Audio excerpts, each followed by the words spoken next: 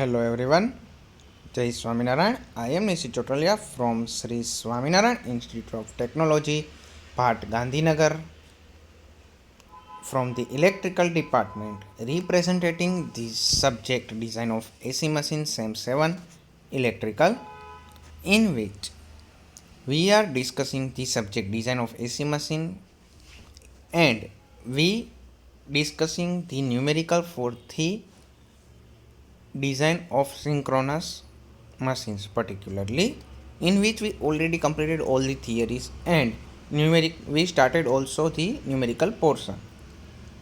So we already discussed the main dimension and turns per phase or turns regarding numericals. So next numerical or next pattern for the numerical is based on the stator design. We also discussed the magnetic or MMF based numericals. So we are discussing the stator based numerical from now onwards, and then after we will discuss the rotor based or a rotor design based numericals. So this numerical is based on the stator side design, in which write down the data.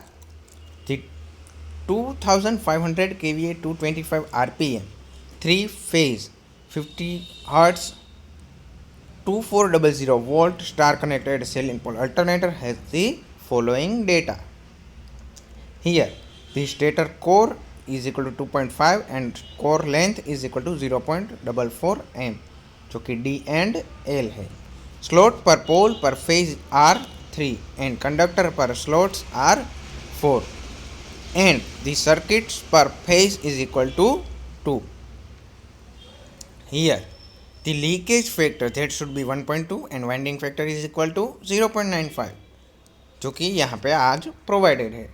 तो next है कि flux density in the pole core is 1.5 weber per metre square. The winding depth is 30 millimetre. The ratio of full load field MMF to armature MMF is equal to 2. Clear?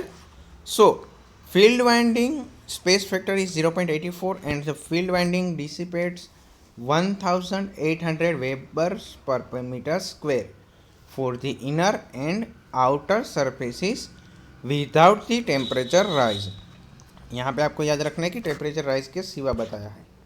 with the exceeding the permissible limit. Here we have to plot 30 mm length for the insulation flanges and the height of the pole shoe along with the height of the pole. Clear? So what we have to find? The flux per pole, length and width of the pole, winding height and the pole height. जो कि आपको stator design में हमें basic क्या है कि भाई stator के अंदर उसकी जो डिज़ाइन करते तो यहाँ पे pole design is a very most important parameter, जो कि थियरी में हमने पता है. तो उसके हिसाब से हमें flux per pole, length and width of the pole, winding height and the pole height. Clear? Okay. So let us start with the calculation in which the synchronous speed that should be 225, but if we convert it into rotations per second, so that should be 3.75 rps and number of poles are 2f by ns, that should be 32. Here they already provided the number of slots are equal to 3 into 32 into 3 plus 1 by 2 or 3.5. Clear?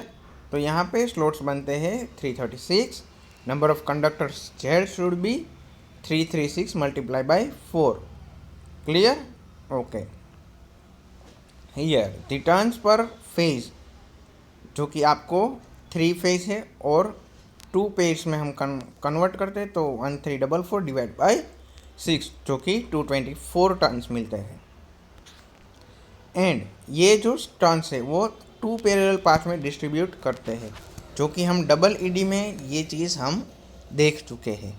Same way voltages पर phase, जो कि 2400 volt है पर phase में अगर करें तो divide by √3, तो वो बनता है 1390.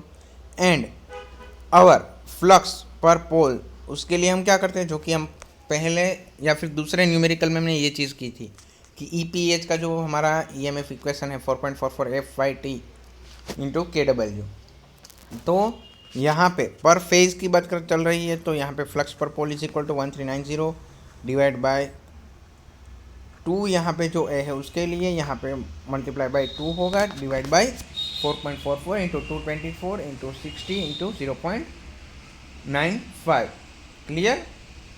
ओके, सो अब आपका फ्लक्स पर पोल मिलेगा 49 into 10⁻³ webers. Clear? Okay, one another thing that flux in the pole body 5P is equal to CL into 5, जो कि आपका जो लीकेज फैक्टर है 1.2 उनसे मल्टीप्लाई करेंगे। यहाँ पे CL जो कि लीकेज फैक्टर को हमने कांस्टेंट है तो CL से डिनोट किया है। थियरी पोर्शन में ये आपको कहीं पे नहीं आया है, बट मैं आपको बताना चाहूँगा कि लीकेज फैक्टर वहाँ पे क्यों होता है कि भाई टोटल फ्लक्स है उनसे मल्टीप्लाई इसलिए करते हैं कि भाई टोटल जो आपका फ्लक्स है वो कितना होना चाहिए, और लीकेज फ्लक्स को बात कर देते हैं तो आपका यूज़फुल फ्लक्स जो कि हम कितना यहाँ पे यूज़ करते हैं वो मिलता है। तो हम जो ये फ्लक्स की इक्वेशन है तो उसमें हम लीकेज फैक्टर को इंक्लूड करते हैं, तो उसकी वजह से टोटल बॉडी के अंदर कितना फ्लक्स मिलेगा, जो कि पोल की बॉडी है, फ्लक्स पर पोल में पोल बॉडी, तो उसके अंदर कितना फ्लक्स है, तो वो आपका लीकेज जो बचता है उसे भी कंसिडर करना ज़रूरी है, so that we are multiplying with the leakage factor और लीकेज कांस्टेंट। क्लियर? तो उसकी वजह से flux in the pole body वो कितना बनता है 1.2 times of flux per pole, जो कि है 58.8 into 10⁻³ webers. Here next one is the area for the pole body, जो कि φ is equal to B into A, जो कि हमारा बेसिक इक्वेशन है। अगर हम ये पोल बॉडी के लिए लेते हैं तो flux φ of P is equal to B of P for the pole and A of P, जो कि एरिया, तो हमें एरिया को सब्जेक्ट बनाएंगे तो क्या मिलेगा कि 58.8 divide by 1.5 is equal to 39.2 into 10⁻³ metre square, and length of the pole body LP is equal to length of the armature core. Why? Because यहाँ पे पोल बॉडी या फिर हम आर्मेचर की डिज़ाइन की जो हमने डिस्कशन की थी, आर्मेचर डिज़ाइन, उसके अंदर हमने ये चीज़ डिस्कस की थी, तो जो बनती है 0.44 मीटर, एंड विथ उसका भी इक्वेशन है 39.2, जो कि हमने प्रीवियस केस में जो भी हमने यहाँ पे फाइंड किया वही वैल्यू है, तो वो बनता है 0.89। तो पर फेज या फिर एक फेज के अंदर टोटल करंट कितना मिलता है, जो कि आपका KVA इक्वेशन है, उसको डिवाइड बाय √3 कर दोगे तो KV आप डिवाइड करोगे और तो आपको करंट जो कि एरिया करंट आपको मिल जाएगा। सो यहाँ पे 2500 इंटू 10⁻³ डिवाइड बाई √3 इंटू 2400, जो कि वोल्टेज से, तो आपका करंट मिलता है 600 एम्पियर। तो current in the each conductor that should be 600 divide by 2, because there are 2 pole pairs और a pole in terms of the pairs, तो डिवाइड बाई 2। तो यहाँ पे नेट करंट आपका एक कंडक्टर का कितना मिलता है 300 एम्पियर, बट यहाँ पे 2 सर्किट पर फेज है, तो उसकी वजह से अब हम सारे MMF को जस्टिफाई करेंगे।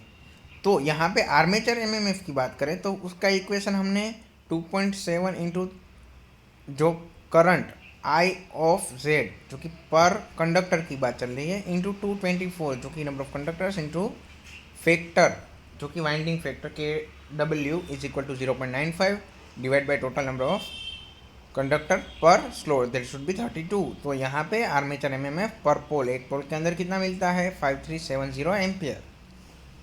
As well as field MMF की बात करें तो उसका इक्वेशन है twice, because we are using the 2 circuit पर फेज, तो मल्टीप्लाई बाय 2, तो वो बनता है फुल लोड के लिए field MMF 10740 ampere.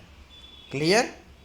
Okay, now ये सारी चीज़ें आपको ऐसा लगेगा कि सर ये तो हमने प्रीवियस केस में भी किया था, तो यहाँ पे फिर से करने की क्या जरूरत, लेकिन हमें यहाँ पे आपके पोल की डिज़ाइन या फिर वाइंडिंग डिज़ाइन, आर्मेचर डिज़ाइन की ओर जाना है, तो हमें ये चीज़ करनी ज़रूरी है, क्योंकि ये इक्वेशन मैंने थियरी पोर्शन में भी आपको बताया था।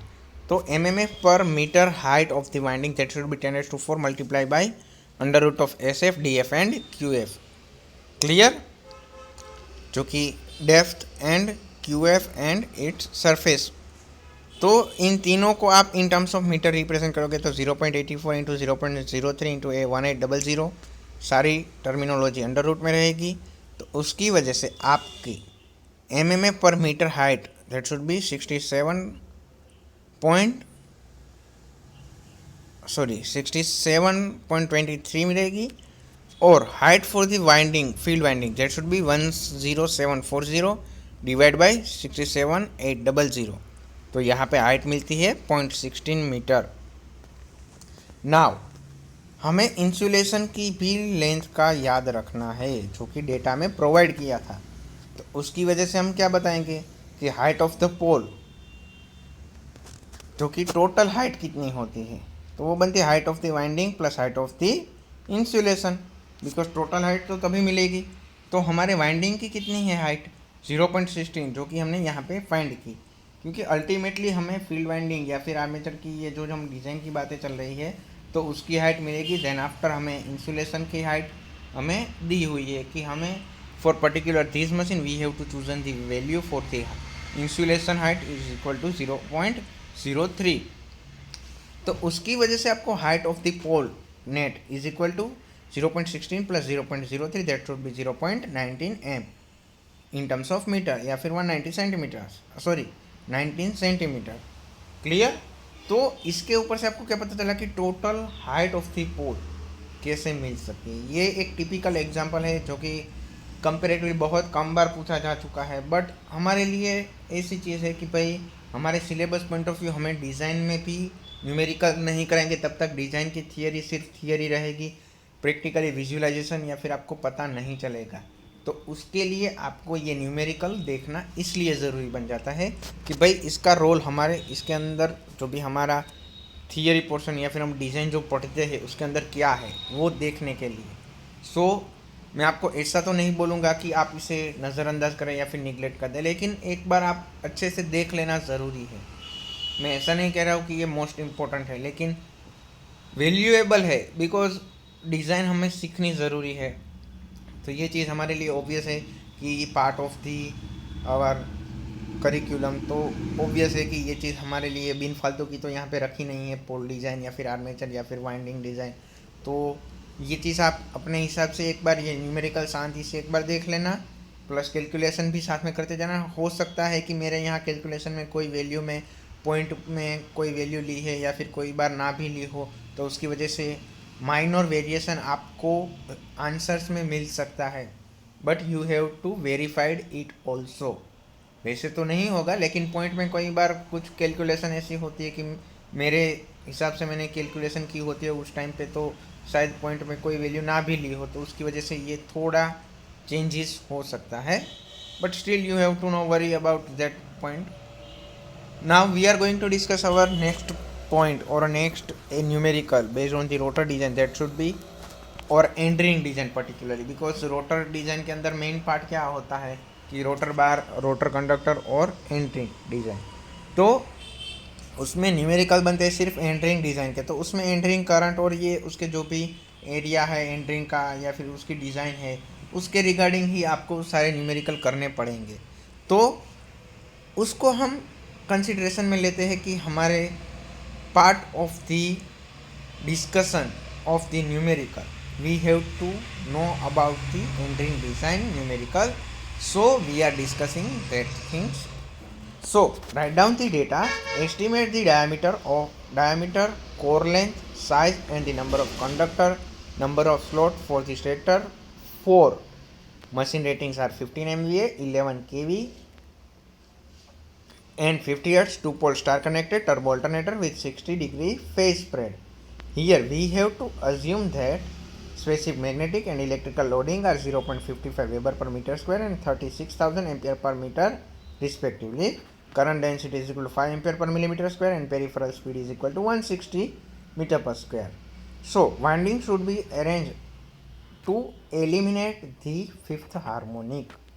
ये काफ़ी इम्पोर्टेंट चीज़ इसलिए है कि हमारे लिए हार्मोनिक रिडक्शन में हम जो भी वाइंडिंग डिज़ाइन करते हैं तो ये चीज़ आपको काफ़ी हद तक इम्पोर्टेंट है। और ये मैं ऐसा नहीं बोलूँगा भले ही टिपिकल एग्जाम्पल हो, लेकिन पर्टिकुलरली हार्मोनिक एलिमिनेशन के लिए आपको वाइंडिंग में क्या ख्याल रखना है वो थियरी में देखा है, लेकिन अभी हम न्यूमेरिकल में भी देखेंगे।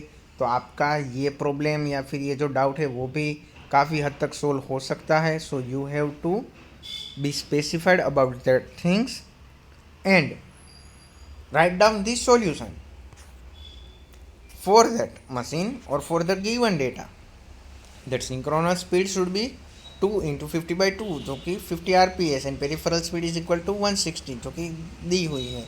तो यहाँ पे डायामीटर कितना बनता है 160 जो कि v peripheral speed divide by pi into N. तो उसके हिसाब से आपको डी अप्रोक्सीमेटली 1 मीटर तक मिल जाएगा। Clear? Okay. So distribution factor for 60 degree phase spread that should be 0.955 जो कि वाइंडिंग फैक्टर के जितना ही हो सकता है। और हमें फिफ्थ हार्मोनिक एलिमिनेट करना है। तो हमें हार्मोनिक एलिमिनेशन या फिर हार्मोनिक रिडक्शन की थियरी के टाइम पे हमने बताया था कि हम कोडिंग करते हैं या फिर स्लॉट को कोड करते हैं। तो यहाँ पे एंगल ऑफ कोडिंग या फिर angle is coded by alpha is equal to 180 divide by 5। अगर हमें यहाँ पे थर्ड हार्मोनिक एलिमिनेट करना होता तो 180 डिवाइड बाई 3। अगर यहाँ पे सेवन्थ हार्मोनिक एलिमिनेशन है तो 180 डिवाइड बाई 7। जो कि यहाँ पे 180 का क्यों है, जो कि है आपका इलेक्ट्रिकल डिग्री। और ये थियरी हमने मैकेनिकल और इलेक्ट्रिकल डिग्री की हमने इंडक्शन मोटर की डिज़ाइन के टाइम पे मैंने आपको बताया था कि what do you mean by that particular magnetic degree mechanical degree and electrical degree. So you have to keep in mind that. अगर आपको याद नहीं है तो एक बार वो टॉपिक पे जाके आप उसके harmonic reduction of induction motor की थियरी के अंदर जाके ये चीज़ आप देख लेना, वहाँ पे आपका ये डाउट सोल्व हो जाएगा। क्योंकि ये थोड़ा ब्रशअप करना भी ज़रूरी है कि ये दोनों की डिज़ाइन काफ़ी सेम है, तो काफ़ी पैरामीटर्स भी आपको वो रिकॉल होते जाएंगे। Okay. So pitch factor is equal to K P जो कि कोस अल्फा बाई 2 जो कि 0.951 एंड वाइंडिंग फैक्टर जो कि 0.955 के पी इंटू के डी, क्योंकि हमारा वाइंडिंग फैक्टर क्या बनेगा 0.955 इंटू 0.951 जो कि के पी इंटू के सी या फिर के पी इंटू के डी। तो उसके हिसाब से आपको वाइंडिंग फैक्टर बनता है 0.908 और आउटपुट कोफिशिएंट अब हम फाइंड करेंगे जो कि है C0। तो C0 का इक्वेशन हमें पता है 11 into B A V A C into K W into 10⁻⁻³ जो कि C0 मिलेगा आपका 198 और product of D square L जो कि कांस्टेंट है। तो output equation Q divide by C0 NS that should be 15 into MVA जो कि 50,000 डिवाइड बाई 198 इंटू NS जो कि है 50। तो उसके ऊपर से आपको डी स्क्वायर एल मिलेगा 1.51 metre cube and core length जो कि 1.5 मिलेगा। तो उसके ऊपर से कोर लेंथ आपका मिलेगा 1.51 एंड पोल पिच बनेगा आपका 1.57 एंड फ्लक्स पर पोल जो कि phi is equal to B A V tau into L जो कि 0.955 जो कि B A V already mention है और टाउ उसकी वैल्यू 1.57 मिली और कोर लेंथ जो कि 1.51 है। तो उसकी वजह से आपका flux per pole is equal to 5 is equal to B A V into tau into L जो कि बनेगा 1.3 weber. Now voltage is per phase equal to 11 kV। So उसके हिसाब से पर फेज करेंगे तो डिवाइड बाई √3 तो वो बनेगा 6360 वोल्ट।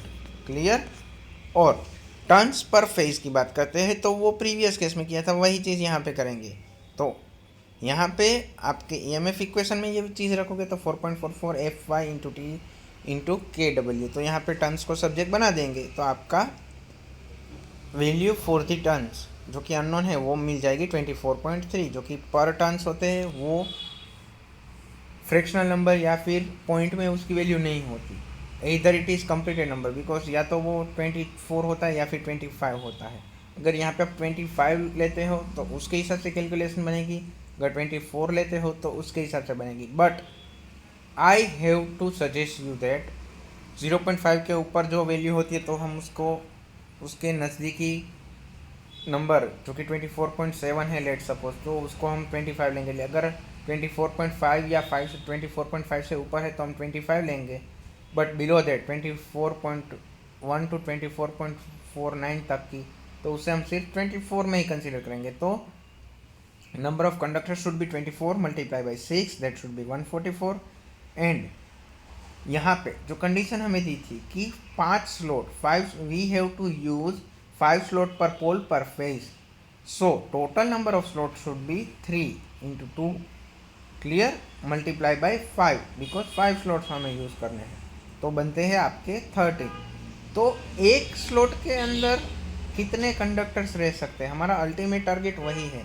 तो उसके लिए कंडक्टर पर स्लॉट बनता है 144 divide by 30, that should B approximately 5, क्योंकि एक स्लॉट के अंदर 5 कंडक्टर रखना ज़रूरी है। क्लियर? ओके। यहाँ पे कुछ और चीज़ें मैं आपको बताना चाहूँगा कि अगर यहाँ पे 2 पैरेलल सर्किट यूज़ की है तो number of conductors required are multiply by 2, तो वो बनता है 288 विथ 5 स्लॉट्स पर फेज और 5 slots per pole per phase. तो टोटल स्लॉट 30 के हिसाब से हम करें तो 10 कंडक्टर हो जाते हैं, तो उसके हिसाब से हमें डबल लेयर वाइंडिंग यूज़ कर सकते हैं। तो अगर हम डबल लेयर वाइंडिंग यूज़ करते हैं तो उसकी वजह से नंबर ऑफ कंडक्टर बन जाते हैं 300, बिकॉज 144 इंटू 2, तो उसके हिसाब से 288 या फिर 300 के अराउंड जाएगा, जो कि अप्रोक्सीमेटली 288 से हम देखें कंपेरेटिवली कि डबल लेयर वाइंडिंग के हिसाब से देखते हैं तो 300 है, लेकिन हमने अभी जो कैलकुलेशन की पैरेलल सर्किट की, तो उसके हिसाब से अगर हम देखें तो बनते हैं 288। तो उसको हम अगर परसेंटेजेस में देखते हैं नॉर्मली, तो इट इज़ अप्रोक्सीमेटली 4%। तो अगर हम सिंगल लेयर वाइंडिंग के बदले डबल लेयर वाइंडिंग यूज़ करते हैं तो 4% जितना आपके कंडक्टर्स में इंक्रीमेंट आता है, या फिर increase of the 4%। Clear? So the winding used as the following details, जो कि slot per pole per phase जो हमें फाइंड करने को बोला था वो बनता है 5 number of stator slots, slot per pole per phase are 5 and number of stator slots are 30 and the conductor per slot are 10। तो टर्न्स पर फेजेस बनते हैं आपके 50। क्लियर? क्योंकि ये काफ़ी हद तक टिपिकल एग्जांपल है, लेकिन IMP भी है, तो मैं आपको ऐसा तो नहीं कहूँगा कि आप इसे निगलेक्ट करें या फिर सिर्फ एक बार देखें, लेकिन एक बार अच्छे से देखना आपके लिए काफ़ी ज़रूरी बन जाता है। नेक्स्ट वन जो कि है मेन डायमेंशन के बेसिस पे एक प्रीवियस सेशन था या फिर हमारा लास्ट जो हमारा डिस्कशन था उसको ही हमने रिकॉल करने के लिए ये चीज़ हमने यहाँ पे रखी है कि डिटरमाइन द मेन डायमेंशन। इसको मैं आपको यहाँ पे ये जो 6 एग्जांपल है उससे, ये 6 या फिर छठा एग्जांपल है उसे मैं आपको करवाऊँगा नहीं, लेकिन आपको अपने हिसाब से सॉल्व करना है, बिकॉज हमने ये ऑलरेडी डिस्कस किया है मेन डायमेंशन के एग्जाम्पल, उसके हिसाब से ही है।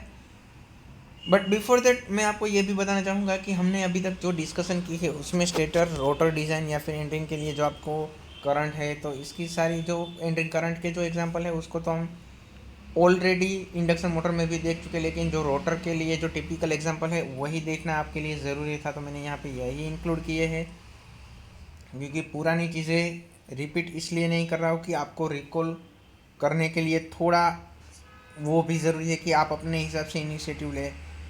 बाकी हमारे पास ऐसा टाइम बचता ही है। अगर आपको कोई डाउट है या फिर आपको ऐसा लग रहा है कि सर ये न्यूमेरिकल हमें समझ में नहीं आ रहा है, तो हमारे पास ऐसे काफ़ी टाइम है कि हम उसके अंदर डिस्कशन में ये डाउट भी सोल्व कर सकें।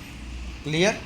तो उसके लिए मैं आपको बताना चाहूँगा कि write down the data for that main dimension, that main dimensions for the turn पर phase are 3000 kVA, 6.6 kV, 50 Hz, 187 RPM and 3-phase star connected turbo alternator, and assume that the average flux density is equal to 0.58 and specific electric loading for that is equal to 35,000 ampere conductor per meter, and assume that pole arc to pole pitch L by tau is equal to 0.7।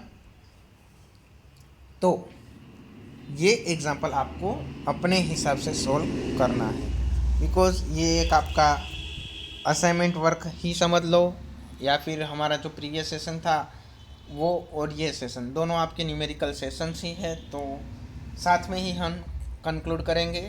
तो इसके साथ ही मैं आपको एक और चीज़ बताना चाहूँगा कि हमारी जो main dimension plus stator design side plus rotor design side हमने जो भी न्यूमेरिकल देखे हैं वो सारे हमने एक साथ डिस्कस किए हैं। तो आपको इसमें कोई डाउट शायद तो नहीं ही है। तो इसके साथ ही हमारा यूनिट 3 भी कंप्लीट हो जाता है। क्लियर? जो कि आपके थियरी सेशन या फिर आपके सिलेबस के हिसाब से देखें तो approximately 85% syllabus has been covered.